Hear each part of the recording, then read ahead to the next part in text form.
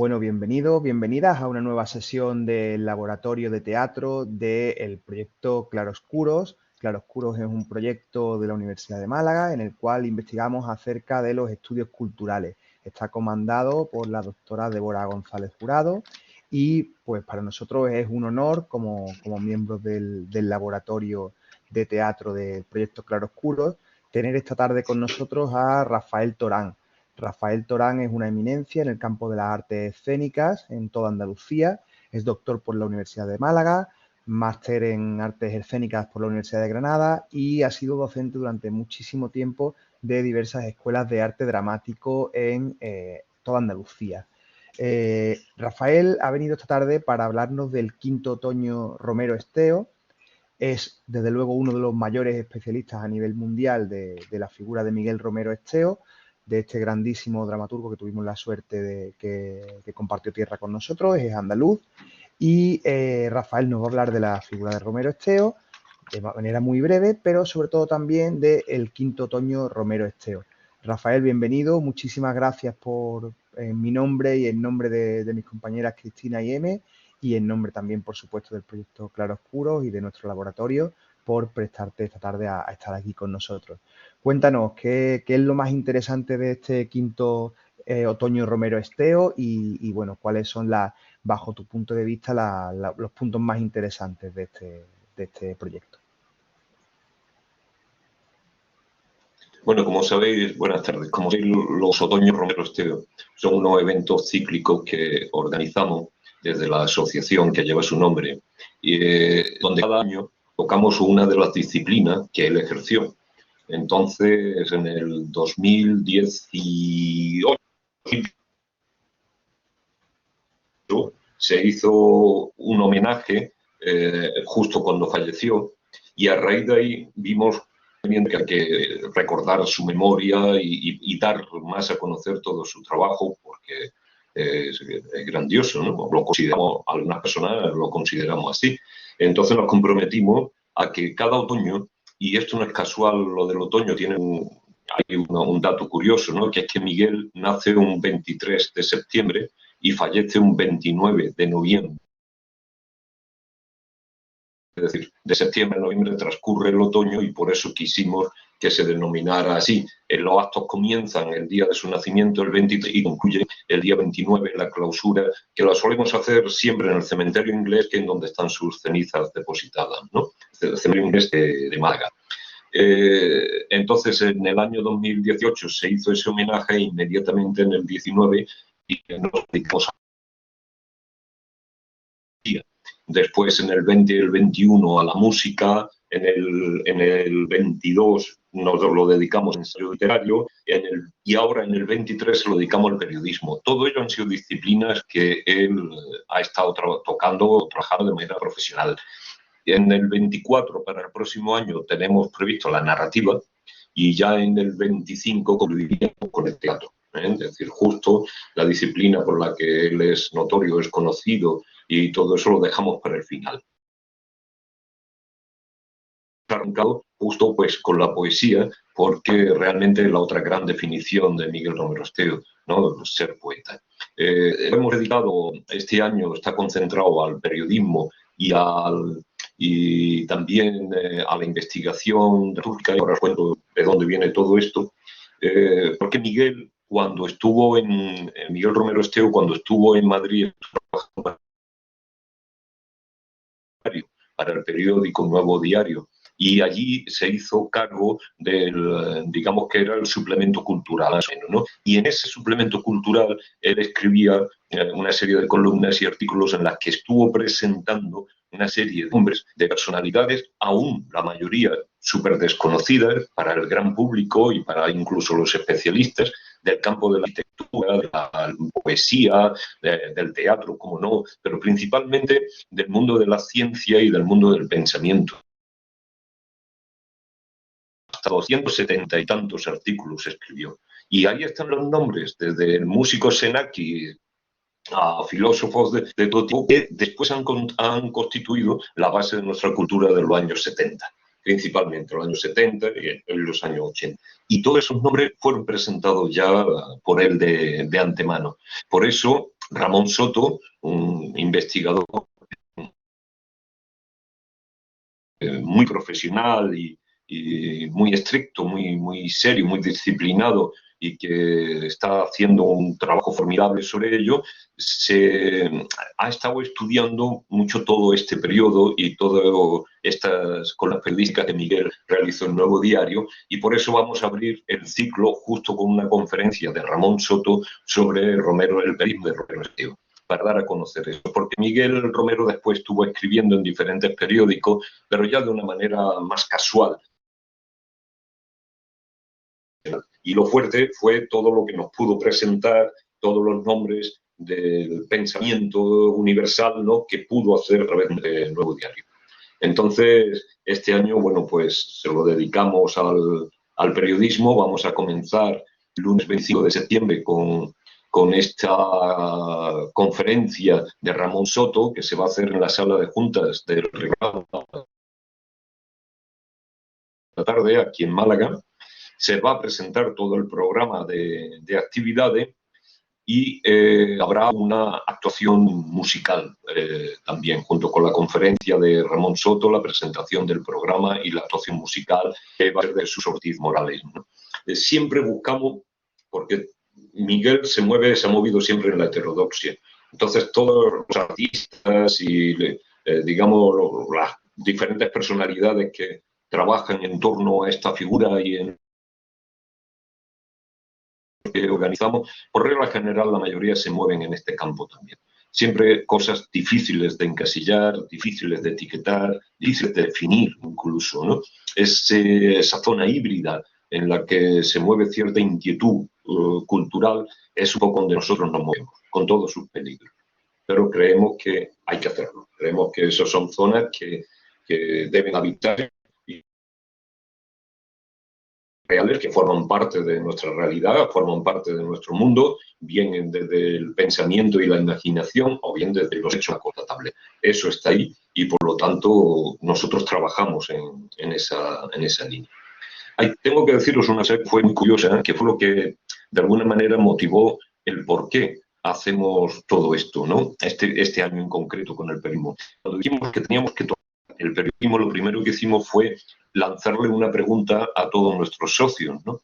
Y socios en muchas capitales e incluso en Francia.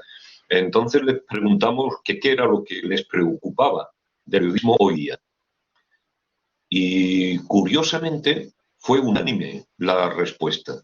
Y la respuesta, nos tienen los socios a los que se les preguntó todo esto, fue una eterna desconfianza, una grandísima desconfianza hacia el periodismo hoy día. La gente no se fía de lo que dicen los medios. La gente, por lo que dicen los medios, lo ponen en cuarentena. Entonces, ¿el por qué? ¿Qué es lo que pasa? Que el periodismo como profesión nos está generando tanta desconfianza. Aunque podamos tener todos interpretaciones a este respecto, ideas a este respecto, nada mejor que escuchar a los que saben, ¿no? Y por eso traemos a profesionales que nos pueden hablar de ello. Por ejemplo, Pablo Bujalán, estamos comentando con él que queremos que nos hable sobre precisamente los grupos mediáticos y los de presión. No solamente que nos explique bien cómo están organizados en el periodismo todos los grupos mediáticos, pero también todos los grupos de presión política o económica que hay detrás de todo esto y cómo eso llega indudablemente a terminar definiendo cómo se da una noticia.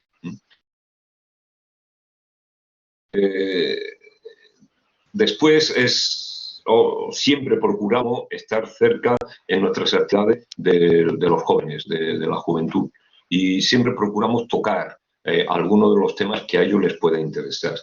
Por eso hemos preparado una mesa redonda que tiene un nombre peculiar, se llama Fotogramas, Onomatopeyas y Consolas, el cambio de paradigma en el periodismo cultural. Y entonces esto es una mesa redonda que va a estar moderada por Manu Collado, 4 jóvenes trabajadores en el mundo del periodismo, que son Juan Carlos Saloz, que fue fundador de la revista Break, Marta García, que es editora de la revista Gaines Tribune, Alberto Corona, que escribe para Cinemanía y El Diario, y Tamara Arillo, que trabaja aquí en Málaga para el coordinador cultural de la universidad. Entonces, esta actividad además quisiéramos llevarla a la propia universidad para acercar muchos a los que ellos puedan tener una idea más clara un poco sobre el futuro de la profesión, ¿no? También estamos trabajando, en definitiva, sobre el periodismo literario. Para eso será una mesa redonda que estará moderada por Lola Acosta, y aquí vendrán algunos de los periodistas más conocidos que trabajan en Andalucía. Ahora mismo estamos haciendo gestiones con Victoria, posiblemente ya confirmado, medio confirmado su asistencia. Con Gregorio Morán, si va a venir, va a ser también entrevistado y tendrá una charla posiblemente con el investigador Ramón Soto. Pero Gregorio Morán, fijaros, Gregorio Morán fue uno de los periodistas que ha pasado, nos ha interesado mucho su nombre porque es un periodista que ha pasado las diferentes etapas del país, las etapas históricas. Era periodista cuando el franquismo, porque él escribía para Mundo Obrero, el periódico del Partido Comunista, después estuvo en la transición y ya organizándose de alguna manera dentro de la profesión periodística, después ya en la democracia trabaja para diferentes periódicos y además fue expulsado de uno de ellos por un artículo que escribió, y aunque ese artículo no llegó a ser publicado. Gregorio Morán ya está jubilado, creo que son 76 años los que ahora, pero nos interesa mucho su visión, esa visión de cómo ha evolucionado el país, pero cómo histórica, pero cómo ha evolucionado también la profesión. El periodista que nosotros tenemos en mente de los años 80 no es el periodista de hoy, para nada, ¿no? Y los periódicos no funcionan de la misma manera, se han transformado muchísimo, que además conllevan unas crisis laborales potentes, ¿no? Y todo eso es conveniente de alguna manera, bueno, pues analizarlo para poder saber cómo está la profesión hoy día y si tenían razón todos nuestros socios cuando respondieron de forma unánime a esa pregunta, ¿no? Y todos coincidían en una desconfianza grande hacia el gremio, ¿no? También vamos a analizar o queremos cuestionar el mundo de los tertulianos, es decir, ya profesión que ha salido como un grupo que es, y yo creo que ya es inabarcable, ¿no? Si realmente orientan o desorientan, ¿no? Esa función que cumplen, más que nada en la prensa sensacionalista o el medio sensacionalista, ¿no? Al margen de esas actividades totalmente centradas en el periodismo, hay un otro ciclo dentro del Quinto Otoño Romero Esteo que está dedicado a investigación dramatúrgica, porque la Romero Esteo inició el año pasado un programa de investigación, que es el programa de investigación Romero Esteo, que tiene 3 líneas de trabajo. Una línea es la dramaturgia en la cuneta, otra es el realismo español expulsado, y una tercera que es el teatro independiente y cadáver.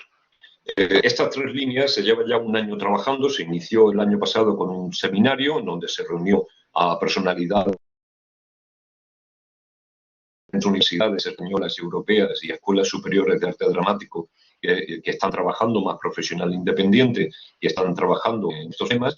Y ahora lo que se va a hacer es el simposio en el que se va a poner sobre la mesa todo lo que se ha descubierto hasta la fecha, ¿no? Esto será posiblemente los días 24 y 25 del mes de noviembre. Fijaros, porque en la línea del realismo español expulsado hubo sobre todo un hombre que destacó muchísimo, que fue José María Rodríguez Méndez. Rodríguez Méndez fue un dramaturgo que consiguió cotas altas en la cartelera, ya incluso en el cine, con su obra Flor de Otoño y muchas otras. En teatro, recuerdo que uno de sus textos, que fue La Poda, que fue famosa, El Vingajo y la Fandanga, fue uno de los grandes éxitos del Centro Dramático Nacional en sus primeros años, y de repente desaparece. Él era de Barcelona, trabajaba, escribía en catalán y en castellano, era crítico con su sociedad, tanto con la española como con la sociedad propia catalana, y de repente desaparece, de repente deja de representarse, deja de editarse, y es uno de los dramaturgos del realismo español que, que sucumbe. Antes no sabemos exactamente qué. Y esto es una de las cosas que se están estudiando, ¿no? Después, por ejemplo, el cordobés Francisco Benítez, que también le pasa más de lo mismo, ¿no? Cómo no, la triada del teatro nuevo español, ¿no? Luis Riaza, Francisco Nieva, Miguel Romero Esteo, sobre todo, ¿no? Es decir, todo eso compone una serie de nombres que han ido desapareciendo. Xoana Torres, de la gallega Xoana Torres, que también se va a trabajar, y cómo no, Agustín Gómez Zarcos. Agustín Gómez Zarco, almeriense, que triunfa en Francia, se va al exilio, triunfa en Francia, y en España, pues tal vez lo más conocido de él pueda ser una novela que tiene Ana No, de lo más conocido que venga. Sin embargo, Agustín Gómez Zarco, gracias también a este programa de investigación, pues se está recuperando de forma notable en la Universidad de Almería. Una lectura dramatizada de una de sus obras con una adaptación y una tesis al respecto de Agustín, del teatro de Agustín Gómez Zarco, y otro sobre teatro y novela, ya que él escribió novela. Bueno, estos son algunos de los autores que se van a estar viendo, y como también se va a trabajar el teatro independiente y su cadáver, aquí queremos juntar con la presencia de Agustín Iglesias. Agustín Iglesias es ya, bueno, tal vez la historia lo haya convertido en uno de los hombres más coherentes del teatro independiente español, ¿no? Él es el director del grupo Guirigay Teatro, era de Madrid, el grupo fue de Madrid, pero ya después, con la democracia y con todos los tumbos que el teatro español empezó a dar hacia orientaciones, algunas de ellas consideradas por profesionales como muy confusas, optó por irse a un puesto de y allí montó su sede, montó su trabajo y empezó a hacer un trabajo silencioso, pero dentro de los principios que más o menos el teatro independiente movía, ¿no?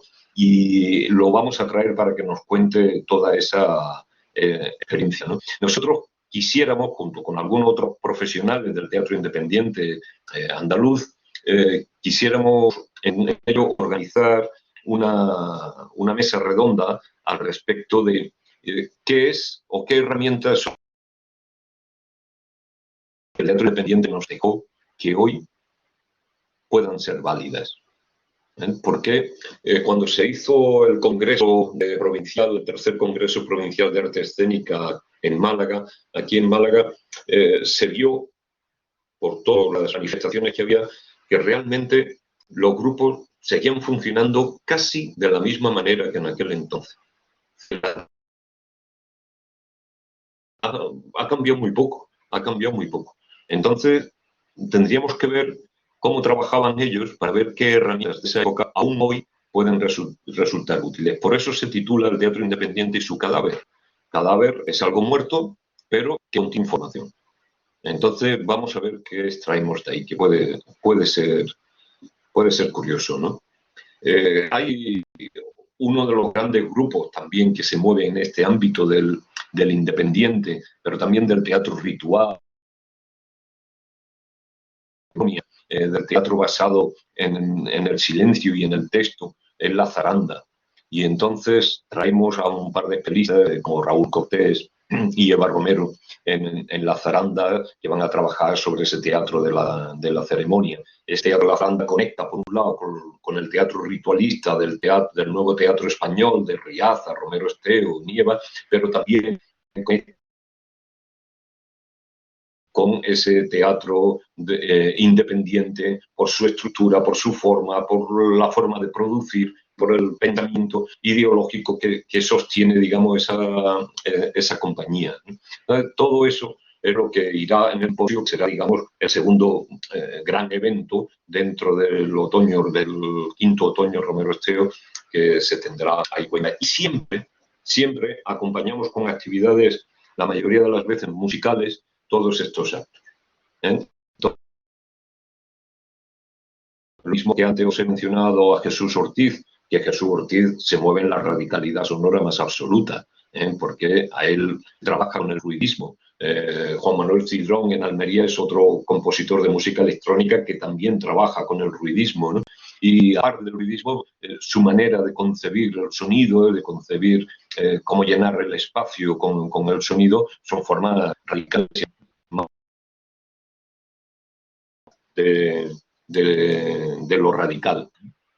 Entonces, veo bueno, interesante esa aportación que pueden hacer. Y hay un grupo de música, es Califato 3x4, que ha musicado precisamente un poema de Romero Esteo.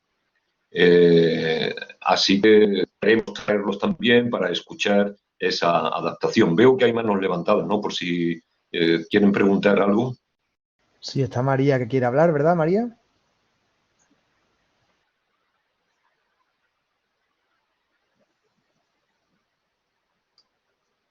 María, no se te escucha en este momento. A ver, pero tienes abierto el audio. A ver un momento, que porque... ¿La escucháis a ella o no? Yo no la escucho. No, ¿no? No, yo no la No, escucho yo tampoco. tampoco. Salte y... sal un momentillo.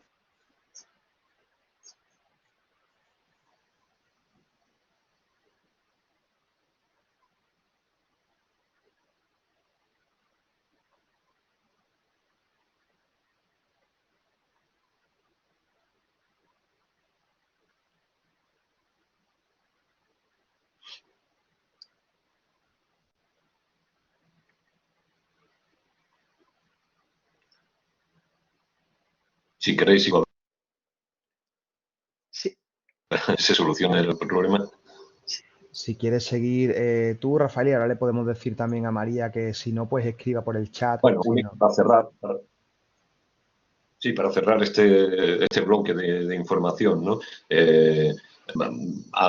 Comunicar, decir, lo del Califato 3x4 y el cantaor flamenco Andrés de Jerez, que acompaña al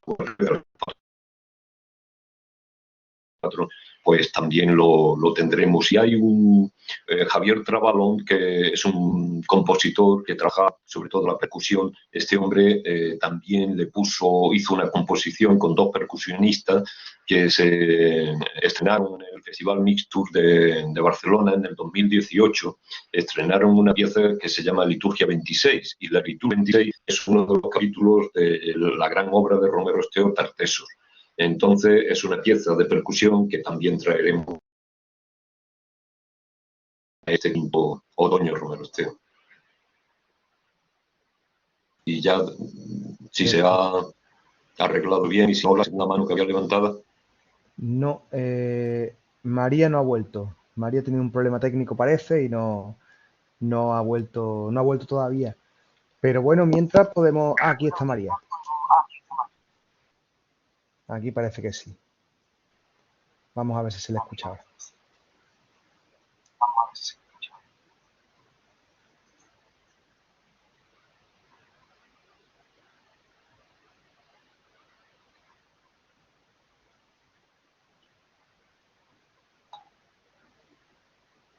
A ver, mientras. A ver, María, hola. No te escuchamos, no. Se te escucha muy lejos, María. Mira a ver si el problema puede ser quizá tocar en más ajustes en la ruedecita esta de configuración, y ahí tienes porque a lo mejor te está cogiendo el audio de la webcam en lugar del audio de los cascos. Eso es lo que se me ocurre así para más rápido y más efectivo. Vamos a ver si es eso.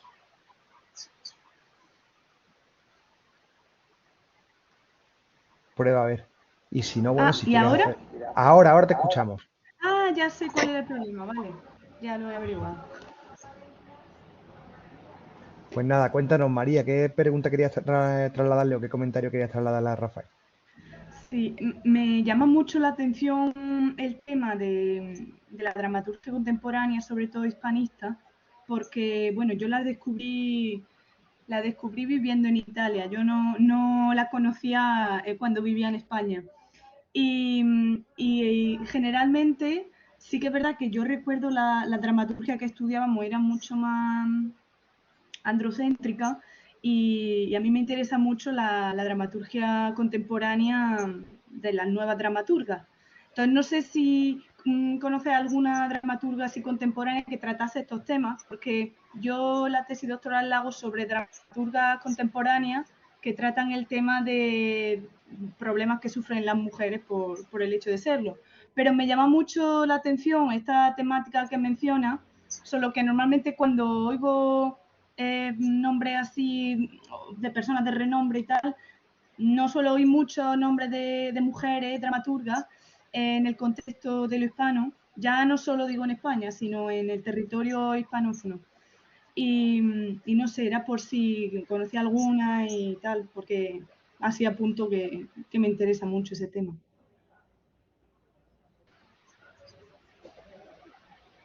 Sí, es así como tú dices, ¿no? Precisamente he mencionado a Joana Torres, la gallega, Joana Torres, porque no te vayas a creer que había muchas que en esa época estaban trabajando por todos los impedimentos que ya conocemos, ¿no? En la historia. Pero estamos hablando de un periodo tardío, años 50, 60, 40, 50, 60, 70, estamos hablando de esas décadas. Si lo que te interesa es la dramaturgia actual haciendo por mujeres, hay mucho, y hay mucho publicado, afortunadamente. Entonces, si es eso, yo te puedo pasar datos de las mujeres que están escribiendo ahora y las que están siendo publicadas, si te refieres a eso. Si lo que te refieres al pasado, en lo que efectivamente ahí hay un vacío muy grande, pero hay un trabajo de investigación, de una tesis,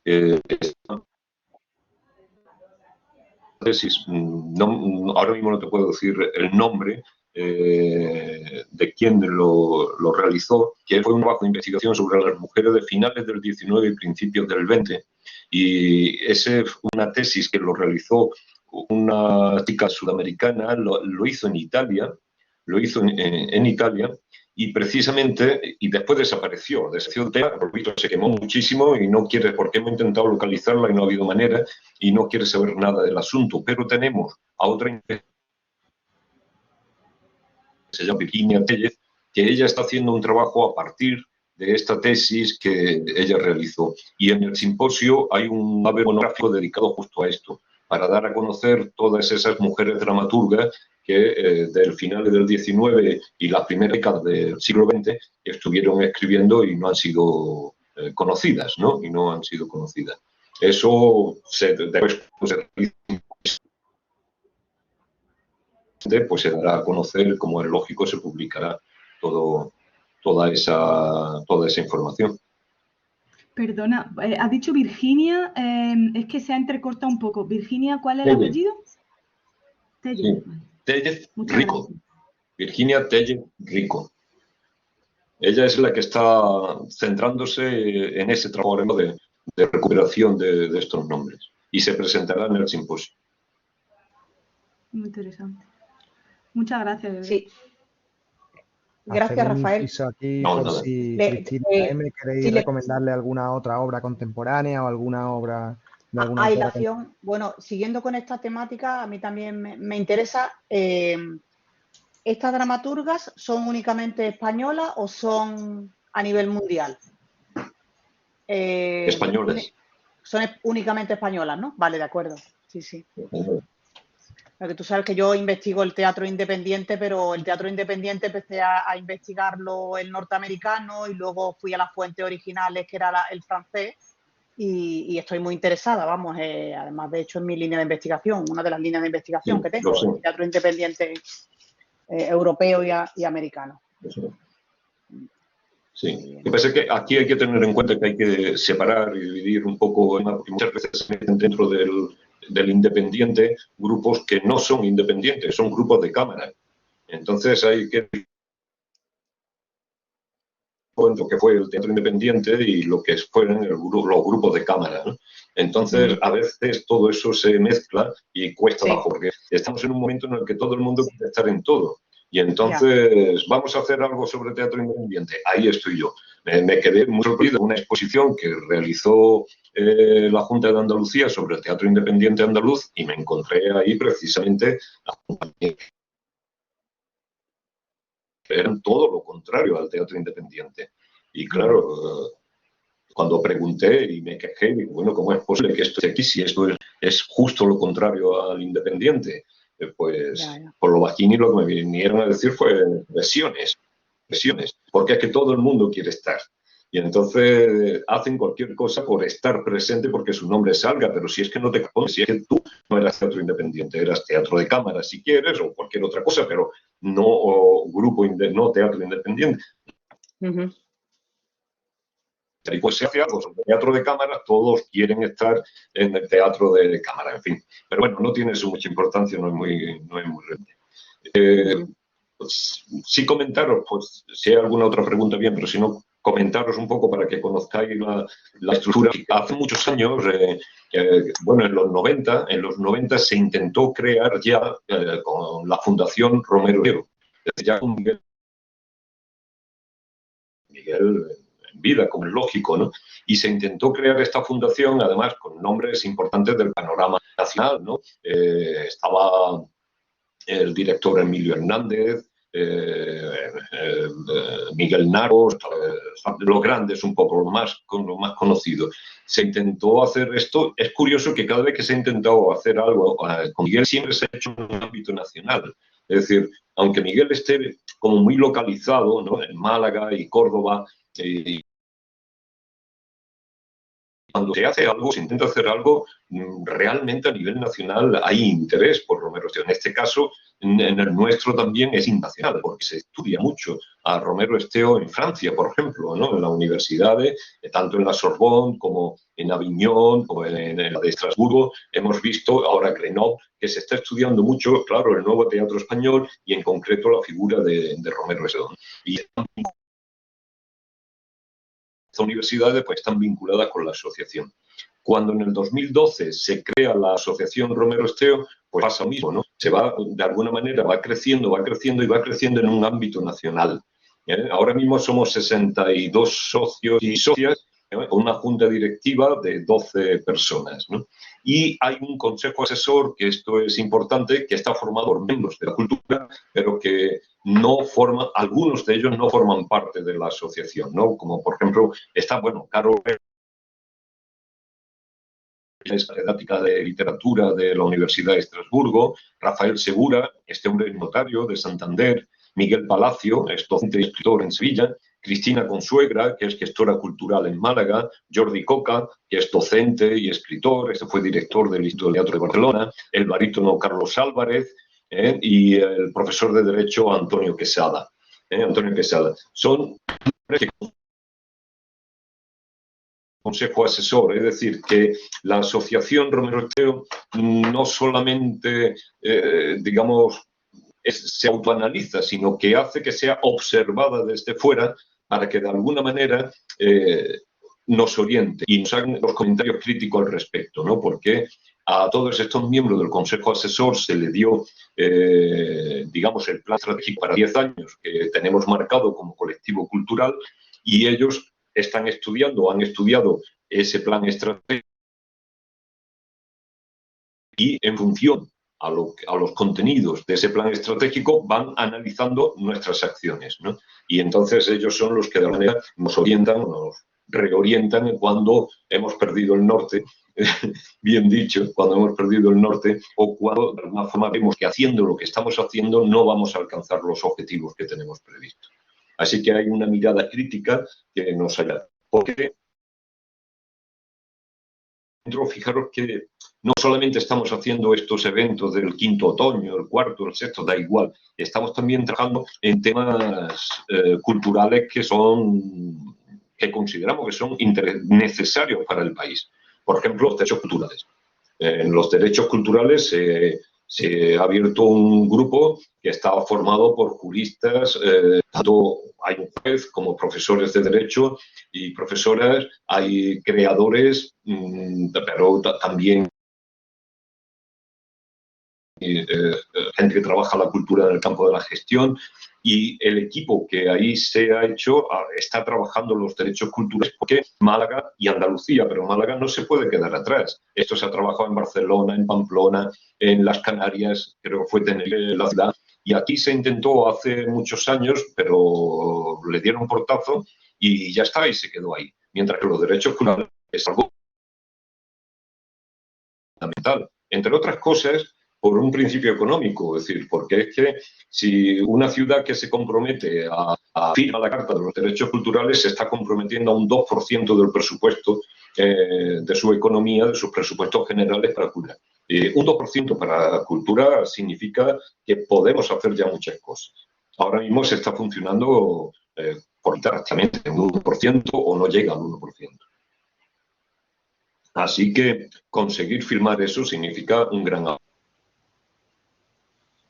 Pero no solamente eso, es que se trata de cambiar la mentalidad, de cambiar la conciencia. El hecho de que todos los ciudadanos puedan tener derecho a la cultura, eso conlleva que revisen la política de los precios de taquilla.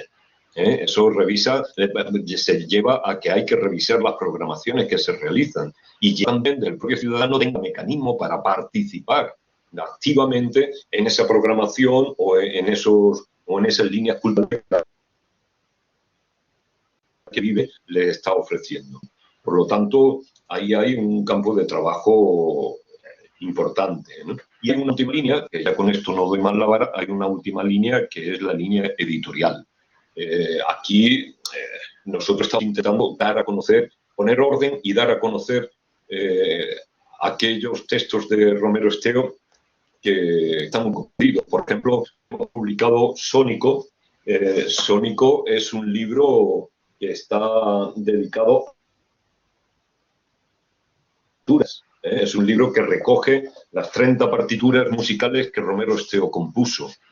O este libro que es Los Milenios, este es el poema que Romero Esteo empezó a escribir antes de Tartufo. Es el poema que dio lugar a la gran obra teatral Tartesso.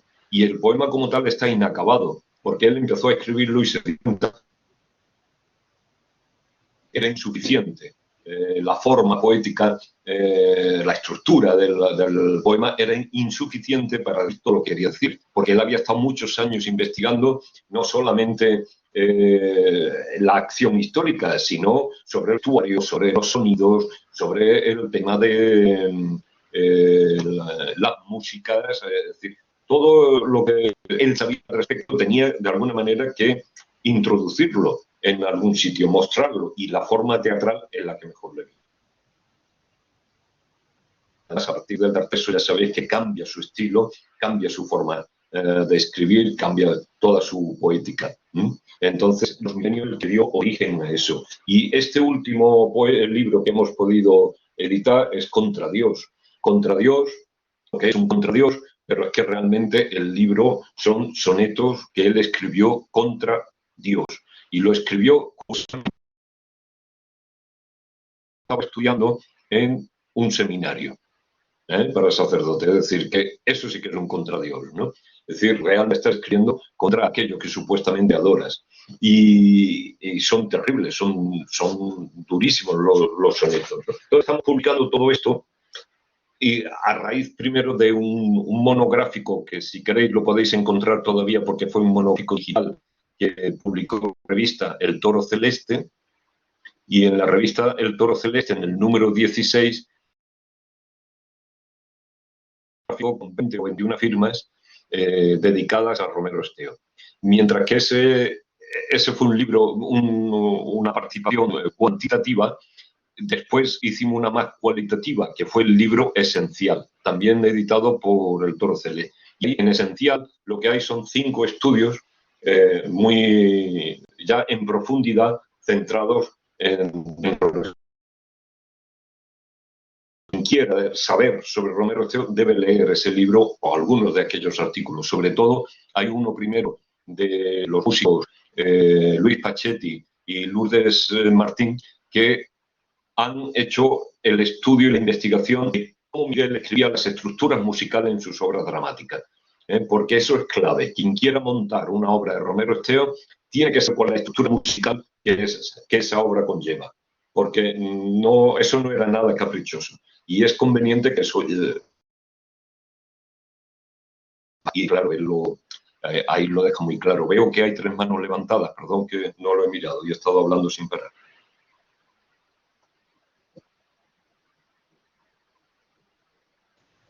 No, al parecer ha habido algún No error hay... o algo, sale ahí. No, no hay nada. Pero Pero bueno, yo aprovechamos y Vale. preguntamos, ¿no? ¿Tú querías preguntar algo, Eme? O...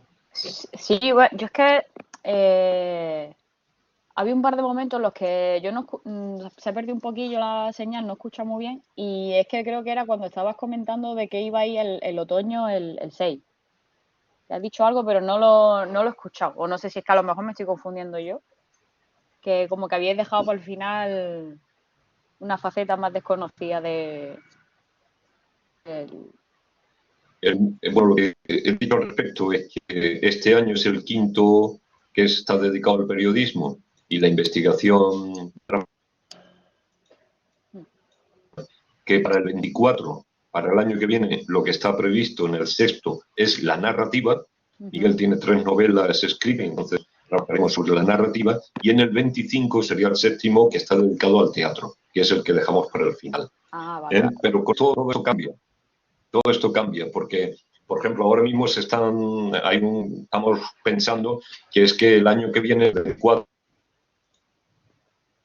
ahora vamos a tener el simposio sobre la dramaturgia en la cuneta, pero es que en el 24 se hace la asamblea. La asamblea congreso. Es decir, tuvimos un seminario, un simposio, y en noviembre del 24 hay un congreso, que entonces ahí ya se ponen todos los resultados. Pero claro, en torno a ese congreso que van a haber puestas en escena, lecturas escenificadas, dramatizadas, pues tal vez es el momento para hacer el año dedicado al teatro en Romero Esteo. Pasa una cosa, que hacer en una actividad en un otoño en Romero Esteo para teatro hace falta mucho dinero. Hace falta mucho dinero. Y no vemos si vamos a tener la capacidad de conseguir ese dinero para el año que viene. Por eso lo habíamos planteado al final, ¿no? Para el 25, ¿no? A intentar durante este tiempo ir consiguiendo apoyos económicos y eso para poder producir algunas obras, poder de alguna manera no volver a hacer lo que siempre se hace, sino poder presentar algo nuevo. Y eso es lo que todavía no sabemos si vamos a hacer. Por eso ahí estamos dudando si la narrativa primero, en principio, era lo previsto, y después el teatro, o alterarlo. Vale.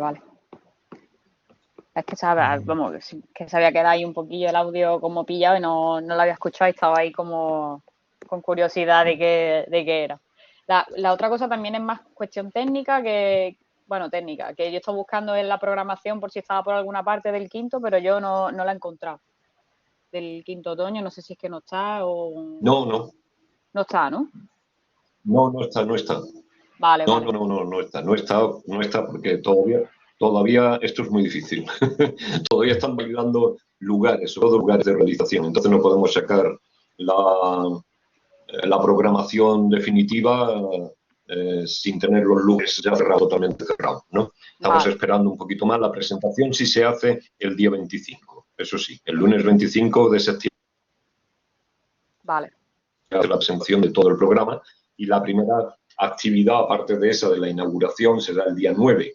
Entonces, del 25 de septiembre al 9 de octubre, que es el siguiente acto, pues hay tiempo suficiente para la promoción. Y hasta el 25 vamos a estar pues esperando todo, a ver si conseguimos realmente pues todos los nombres que estamos barajando, a ver si conseguimos que vengan. Vale. Estupendo. Pues, bueno, es que tenía como 2 preguntas que eran las técnicas, y ahora esta es un poco más de reflexión para ver qué dice Rafa, qué opina. Si hay tiempo, vamos, si se puede. ¿Sí? Vale. Sí. Es que es sobre la distinción que ha hecho entre teatro de cámara y teatro independiente. Me ha venido a la cabeza pues todos los textos estos, ¿no? Todos los manifiestos que además están recogidos en el volumen, ahora no me va a salir el nombre porque no me sale el nombre, pero que recoge como todos los documentos, el libro se llama Documentos del Teatro Español Independiente, ¿no? Que recoge como todos estos manifiestos que sacaron los grupos, autores y todas esas cosas, ¿no?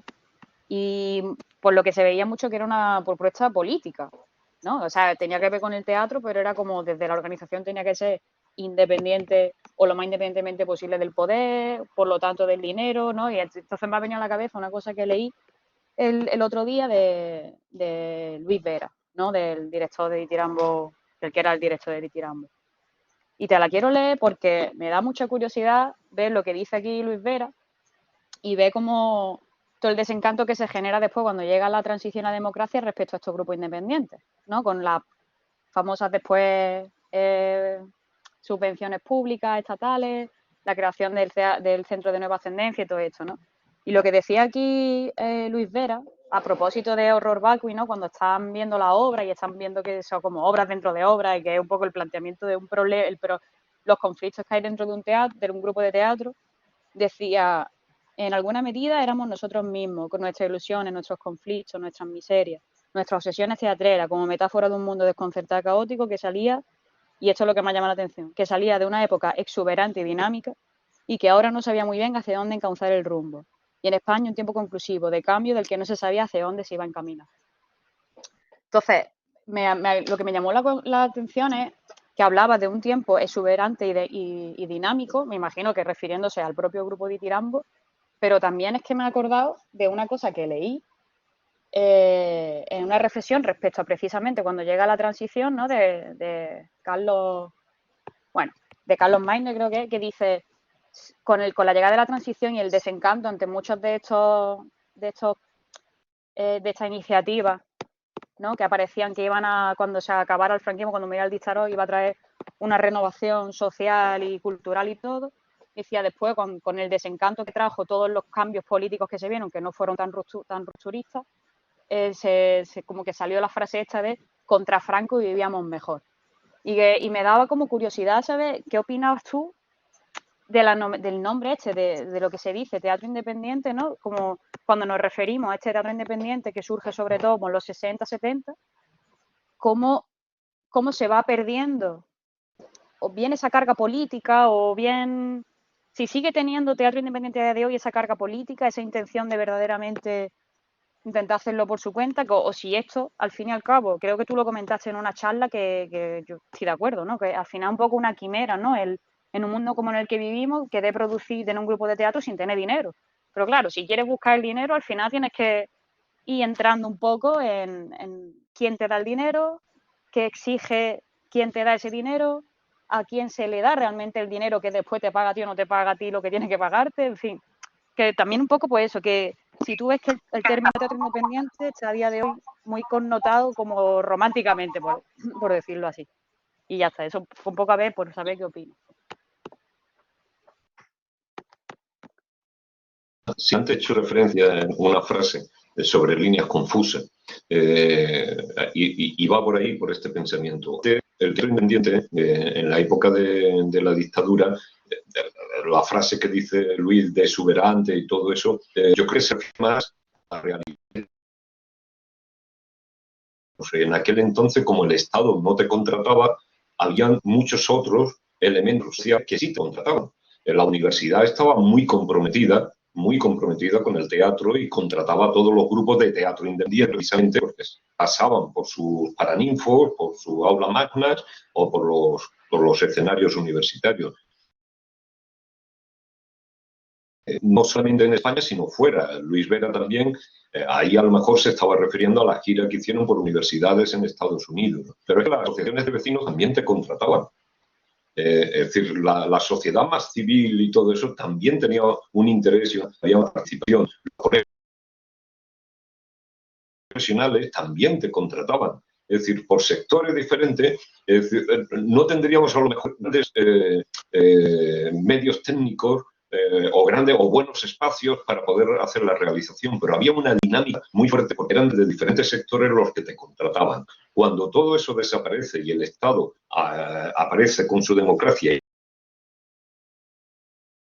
al poner orden, barre todo ese sistema y crea uno nuevo. Y aquí hubo un conflicto importante, que porque el independiente, cuando este momento le hace una propuesta al Estado, y la propuesta que se le hizo fue que en vez de crear un sistema vertical, crease un sistema regular y estable. Quiere decir esto que el teatro en España debería haberse creado con un sistema de reglas. Es decir, que en cada ciudad o municipio donde hubiese una directora o un director de escena, con actores, con técnicos, con diseñadores, deberían formar un núcleo y empezar a trabajar en torno a su comunidad. En un sitio, en otro, en otro, en otro. Y después se podrían ir intercambiando y entrelazando. Ya veríamos a dónde nos llevaba eso. Pero la gente está haciendo un teatro acorde a su entorno social. Es decir, para el barrio en el que trabajas, para la ciudad en la que trabajas, o para la provincia en la que viviendo. Y eso te provoca un desarrollo, digamos, organizado, estable, más natural. La otra fórmula estatal era la de la vertical, es decir, la creación de grandes instituciones teatrales, llámese Centro Dramático Nacional, Compañía Nacional de Nuevas Tendencias, Compañía Nacional de Teatro Clásico, Centro de Documentación Teatral, etcétera, etcétera, etcétera. Todo eso, bien, por entre otras cosas, dio una carta de presentación a Europa muy potente, porque España quería entrar en la Unión Europea. Y estamos hablando que apostaba por la cultura porque tenía grandes instituciones y esas instituciones, además, dejaban mucho dinero en su producción. Porque yo he podido ver los costes presupuestarios de aquel entonces de escenografías, donde eran millones y millones de las entonces pesetas, dedicaban, es decir, una aparatosidad fortísimo que en definitiva a lo que iba era demostrar que había una imagen potente. Pero claro, eso cometió un error también muy fuerte, que fue el centralismo. Todo eso se pone en Madrid. Y claro, todo gira en Madrid. El catalizador de todas aquellas propuestas, pero también era el altavoz. Es decir, todo aquello que no pasase por Madrid no existía. Y eso se ha ido cargando, pues, no solamente producciones, sino se ha ido cargando muchísimas dinámicas. No hay a decir compañías, pero realmente son dinámicas. En fin, ahí yo creo que eso fue lo que genera después esa actitud de desaliento, ¿no? Es decir, todo es muchísimo más complejo, las subvenciones no se distribuyen de manera poco clara, pero todo eso genera mucha confusión. Por ejemplo, en Andalucía, o en un momento cuando todo esto surge, Andalucía no tenía en aquel entonces una serie de compañías potentes, con capacidad para poder exportar una imagen andaluza. Y entonces la política de subvenciones que se hizo durante 10 años, al menos, decía a 8, 9 o 10 compañías andaluzas para hacerlas fuertes, para que fuesen por imagen de marca, en definitiva, andaluza. Y ahí se hizo, y se hizo. Y después se pasó a todo lo contrario, café para todos, ¿no? Y entonces, pues, te daban pequeñas cuentas con las que nadie puede salir adelante, pero bueno, más o menos te medio mantienes. Pues no sé, María, si te he dado respuesta, pero estoy ahí de acuerdo con lo que dice Luis en eso, y además fue lo que dijo Guillermo Heras, en paz descanse, que murió, como sabéis, en un mes, pues justo al respecto, porque yo le pregunté directamente a Guillermo, le dije, Guillermo, ¿esto fue así? ¿Realmente ahí? Me dijo, sí, así fue, así fue. Vamos, yo me doy más que por satisfecho con la contestación, porque de verdad que, o sea, yo también había entendido que lo de la época de exuberancia y esto, pues viene de lo que tú dices, ¿no? De que hubiera esa conciencia, ¿no? Ese movimiento, aunque fuera subterráneo, ¿no? Como se dice en la mayor parte de los estudios y eso, ¿no? Pero que después pareciera que voy a poder salir a la luz y se encontraron con otros problemas. O sea, que sí, yo por mí, muchas gracias. Vale. Seguimos con Cristina, que tiene una pregunta también, ¿verdad, Cristina? Sí, yo tengo una pregunta. Bueno, yo es que, como le comenté a Rafael, pues yo pues investigo lo que es el teatro en Estados Unidos y los orígenes del teatro independiente, que yo creo, o sea, mi hipótesis es que todo este teatro independiente que surge aquí en España proviene de ese teatro, esa es mi hipótesis de partida. Además, es que veo muchas coincidencias porque bueno, pues lo que es el teatro independiente surge como un rechazo al teatro profesional, porque es que estos artistas tienen que encontrar un medio pues para poder ver esas obras en el escenario, dado que no los empresarios teatrales no se arriesgan a, bueno, pues a escenificar esas obras en sus locales.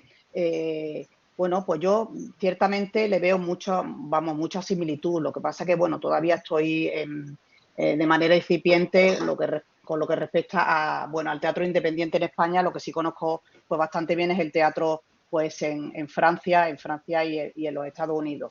Entonces, de hecho, además, yo la ponencia que voy a preparar pues para el congreso, para las jornadas que vamos a tener el proyecto Claroscuro que se celebrará en diciembre, es eso, qué relación guarda pues este teatro de André Antoine con lo que se produce en España, qué similitudes, qué diferencias y demás. Eso, de hecho, es lo que va mi línea de investigación o mi aportación al proyecto Claroscuro y a las jornadas que se van a celebrar.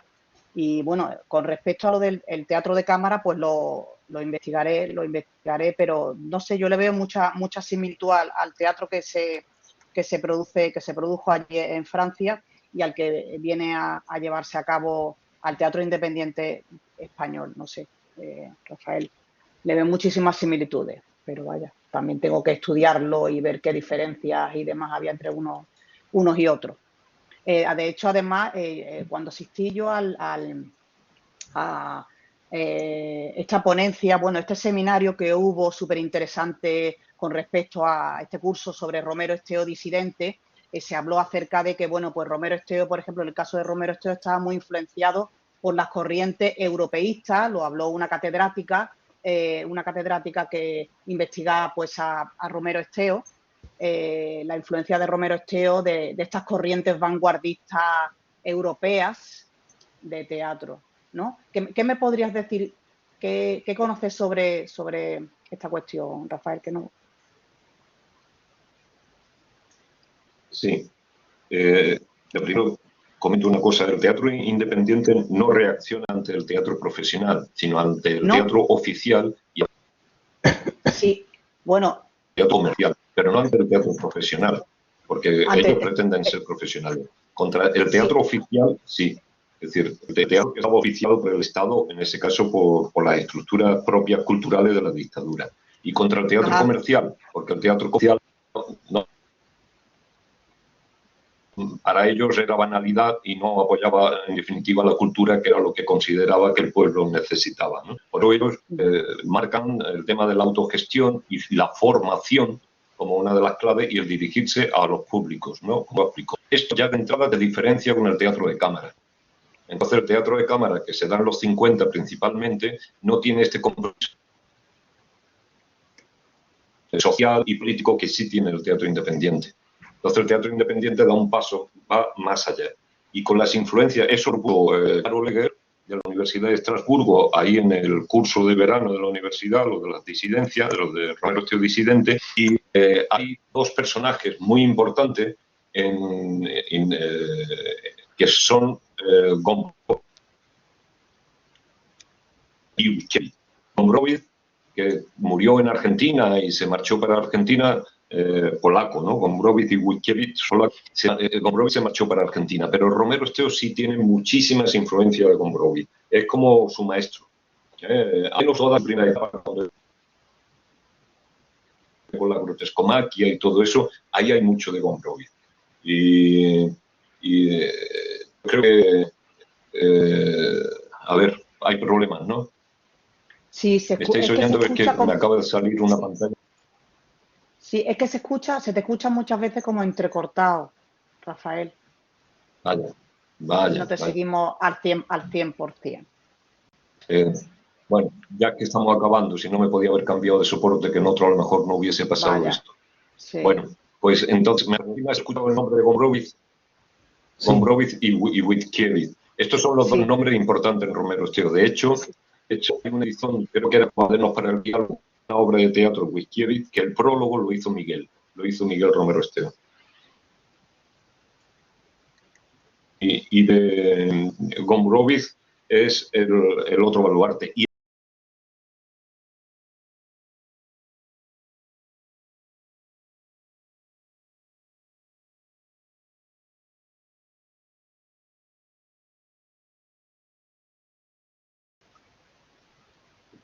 hay problemas, Nos hemos ¿no? caído todos.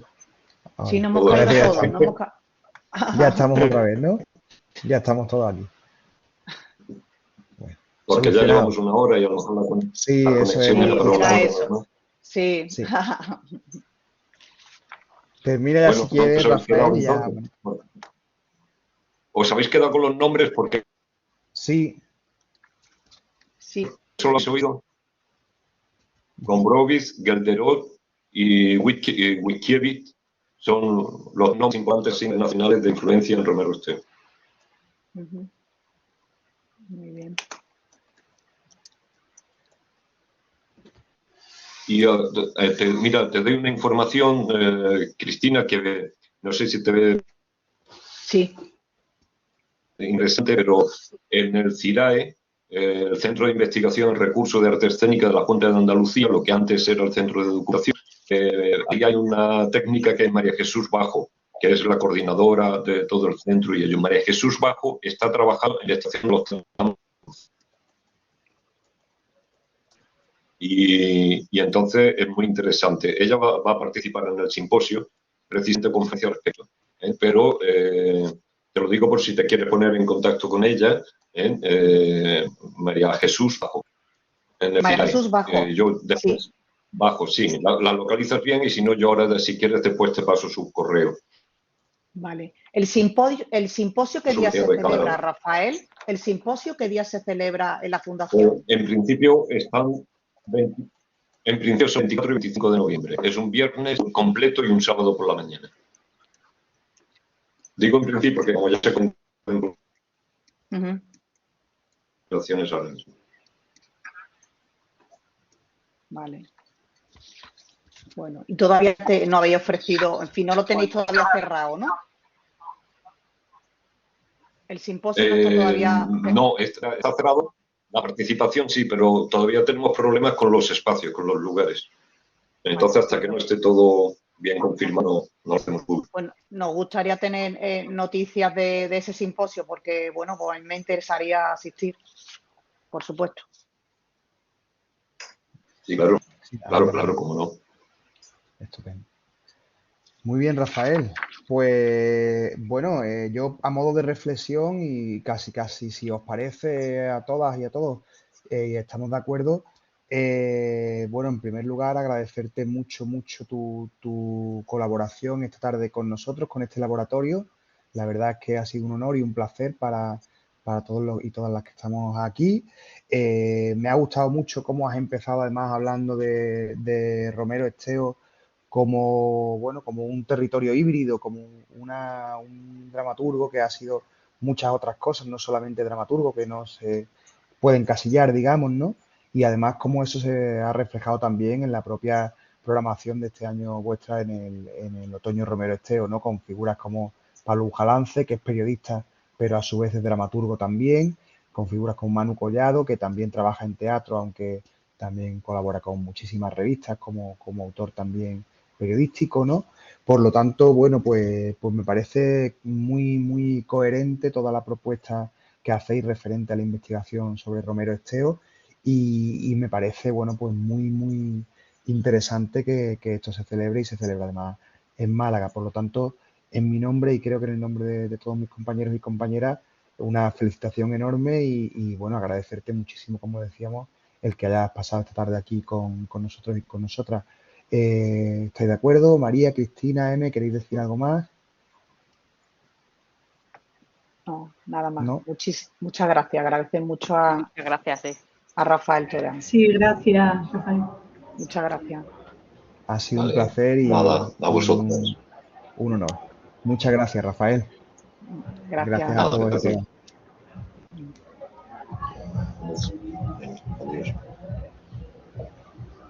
Venga, adiós. A ver. Bueno, compis. Detengo la. Sí, ay, Rafael ha levantado la mano. Sí. No creo que es que le iba a dar a No, pagar. que me he Ah, que le equivocado. iba a dar a... Ah, ya, vale. Me iba a dar a otro select y le he dado a esto.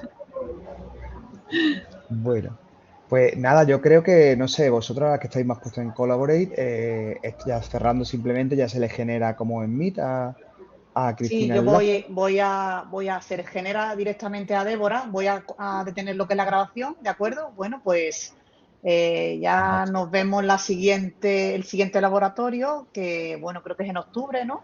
Bueno, tenemos que Ujú. mirar en el cronómetro, en el cronograma, perdón, cronómetro, no cronograma.